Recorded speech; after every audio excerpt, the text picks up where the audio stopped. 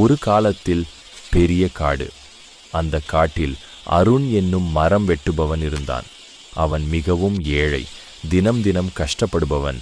ஒரு நாள் காட்டில் ஒரு காயம்பட்ட பேசும் கிளி கிடைத்தது. அருண் அதை பார்த்து இரக்கம் கொண்டு தண்ணீர் கொடுத்து மருந்து போட்டான். சில நாட்களில் கிளி நலம் பெற்றது. அதற்கு பதிலாக கிளி அருணுக்கு ஒவ்வொரு நாளும் ஒரு மந்திர விதை கொடுத்தது. அந்த விதை மண்ணில் போட்டால் ஒரு பொற்கனி மரம் வளர்ந்து ஒரு தங்க பழம் தரும். அந்த பழத்தை விற்று அருண் செல்வம் சேகரித்தான். ஆனால் ஒரு நாள் அவனுக்கு பேராசை வந்தது.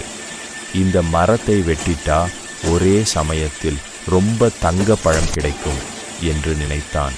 அவன் மரத்தை வெட்டினான். ஆனா உள்ளே ஒன்றுமே இல்லை. மந்திர கிளியும் பறந்து போனது. அருண் எல்லாத்தையும் இழந்தான். பேராசை நன்மையை அழிக்கும். அதிக ஆசை இருந்தால் கையில் இருக்கும் வாய்ப்பையும் இழந்து விடுவோம்.